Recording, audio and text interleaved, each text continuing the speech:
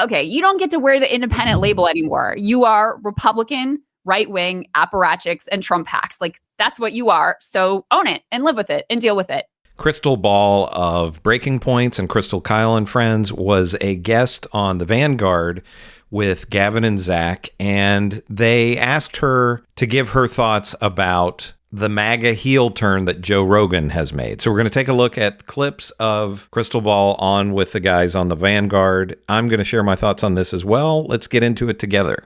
So what is your analysis of the unmaking of Joe Rogan? And how do you put it in perspective in your own mind as somebody who gave him the benefit of the doubt when a lot of people were criticizing him? Yeah. And, I still feel like torn, not really torn at this point, but I feel bad because Joe was really good to me in soccer when we launched Breaking Points, right?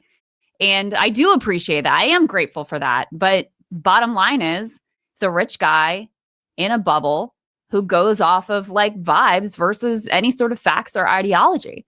So, he's, I think, quite emblematic, actually, of the Bernie to Trump pipeline, where it was like, shifted right from backing Bernie Sanders to now based on the like vibes. I think he feels like it's like cool and punk rock. He even said this on his show, to support Trump and all this parade of horribles around him. And is now his podcast is like the #1 platform where oligarchs go on to like launder their reputations and try to enlist MAGA in some like, pro-rich class war by telling them it's really about some cultural, like, oh, they're debanking conservatives. That's why we need to get rid of the CFPB. That's what his podcast has become. And it's terrible. Like, it's really sad to see. It's bad for the country. And I think it was interesting to me. Probably the most revealing thing I saw is, I don't know if you guys covered this. I'm sure you saw it though. Is he recently was like, oh, I'm not really a Republican or a Democrat. I think they all have some good bullshit. ideas. It's like, dude, you baked that cake is baked now. You can't go endorse Trump, have him on your podcast, not push back, have all of his sycophants on your podcast, launder their reputations, go schmooze with them at the inauguration, and then still come back, oh, I'm an independent guy. No, you're not. Like, that ship has sailed. This is who you are now. You are an establishment Republican in league with the most powerful people on the planet. Like, all your conspiracy theorizing about how the powerful want to do this, those are your guys. Like, those are the guys that you're giving a platform to and helping in their plans of extraction and exploitation and world domination. Like, you're in league with them. So, yeah, I mean, I don't know the explanation for like how he ends up in this place, but I think, like I said, it's just like a rich guy in a bubble whose obvious media consumption habits are horrific. Is incredibly gullible, will believe anything that happens to fit into his worldview and not check it before it rolls out of his mouth whatsoever. And now happens to be incredibly powerful and influential, where this is very, very damaging thing to do. And I think these are really good points from Krystal Ball here. And the thing that I don't understand about guys like Joe Rogan, people like Joe Rogan, I'm never going to have as much money as he has, but the guy literally has FU money. He could answer to no one, essentially. And when you have that kind of money, you could be completely in a bubble where basically nothing affects you. And I don't know why somebody that has that much money, which provides you a certain degree of power, would want to suck up to power. It just makes no sense to me. I mean, you could just be like, the hell with all these people. I'm going to punch up. I'm going to call these people out for all the horrible things that they're doing. And it doesn't even have to be, just the Trump administration or just Republicans. It's Democrats too. There's a whole lot of corruption within the Democratic Party. Call them all out. I mean, if I were somebody at Joe Rogan's level, I wouldn't ever have any politician, on a show of mine. And they talked there about how he feels like it's punk rock to support Trump. I mean, what a joke.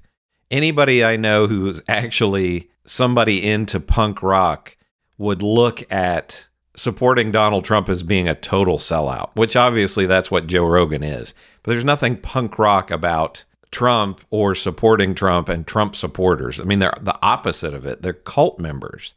And it's so funny that they still want to act like Trump as anti-establishment. This guy is now serving his second term as president of the United States. There's nothing more establishment than that. Yeah. I think for me, the first time that it really clicked with me that it was over for Joe Rogan and that he really doesn't mean much of anything that he says these days is actually when he interviewed Donald Trump and basically didn't bring up the vaccine or COVID at all, didn't push back on Trump's handling of that situation at all. Because again, it wasn't that long ago that Joe Rogan decided to turn his entire show into the let's bitch about the vaccine hour. Let's complain about the response to COVID, the lockdowns, Dr. Fauci, lab leak, etc.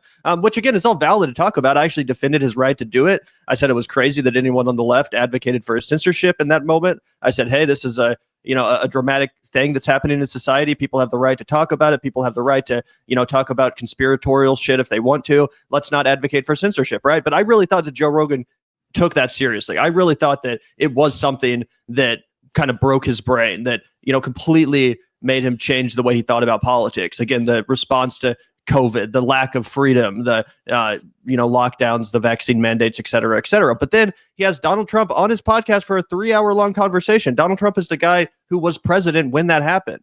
Donald Trump is the guy who instituted the lockdowns, who did Operation Warp Speed, did the mandates. Joe Biden is the guy who said COVID is over, And Joe Rogan doesn't even bring it up once. He doesn't even bring it up once to Trump's face. He doesn't say, hey, if there's another pandemic, are you going to do this again? Are you going to have a different plan? No, it's just complete crickets, not even the ability to ask a single tough question, even about the thing that, like I said, he spent 2 or 3 years harping on endlessly. I'm sure everyone remembers the ivermectin. Maybe I should sue CNN because they said I took horse dewormer or some shit like that. So what was your reaction to that? Do you think that Joe ever actually really cared about the COVID stuff as much as he pretended to?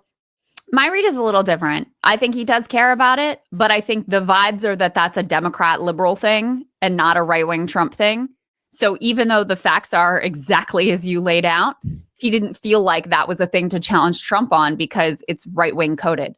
So that's more of my read of that situation. And, he's always had this shtick of, I'm just a comedian. Like, you can't take me too serious. And it's like, okay, that's all well and good until you're interviewing the fucking president of the United States. And then guess what? You do have some responsibility to do some research and plan some pushbacks and have some difficult questions.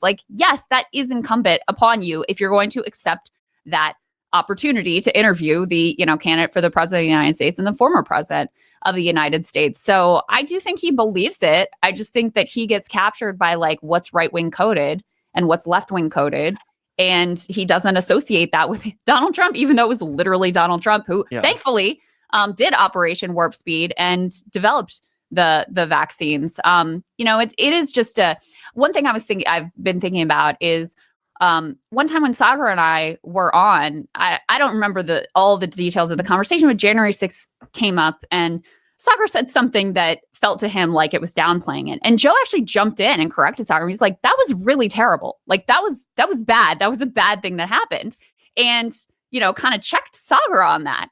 So to see him go from that to now oh, maybe I'll do some shows at Mar-a-Lago and here I am at the inauguration, blah, blah, blah. It's like, wow, this is wild. This is really wild. But just don't, all these guys that are, Tucker and all these people that pretend like they're some independent thinkers or Barry Weiss, is throwing an inauguration party with Uber and laundering deep state talking points to push war with Iran, et cetera. It's like, okay, you don't get to wear the independent label anymore. You are Republican, right-wing, apparatchiks, and Trump hacks.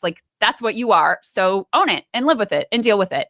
And Krystal's right about this too. I mean, this idea that, again, that anybody's independent, like Tucker Carlson, one of the worst people in the world, who the idea that he would be independent when he's that close to the president, good friends with JD Vance and all of that stuff. But like they say here, going back to the vaccine, that broke Joe Rogan's brain. It obviously broke a lot of people's brains. I know some people personally who were pretty normal, weren't extremists, weren't really conspiracy theorists before COVID, and now they're just full-blown anti-vax conspiracy theorists. But the thing that's so interesting to me is that Trump has been able, like they're saying there, he developed I mean, he was president when the vaccine was developed and takes credit for it, or took credit for it, for a long time. And I think it's really interesting that he's been able to thread that needle of, the anti-vax people love him and they don't hold him responsible for the vaccine. It's weird the way he's been able to thread the needle with that, like I say. But to me, it's interesting to get the perspective of somebody like Krystal Ball, who actually knew Joe Rogan personally, and that, she can see this turn to MAGA that he's made. And again, I just don't understand why somebody with that much money wouldn't actually be independent. Just be like, I'm not going to hang out with these horrible, horrible people. I'm going to punch up against the establishment and be somebody who actually tries to fight for regular people. Just makes no sense to me. But let me know what you think about what the guys on the Vanguard, Zach and Gavin, had to say about Joe Rogan, what Krystal Ball had to say about Joe Rogan. Let me know in the comments your thoughts about all of this. And make sure to give me a like and subscribe. I want to keep growing this channel. This is Chris on Culture. I will see you in the next video.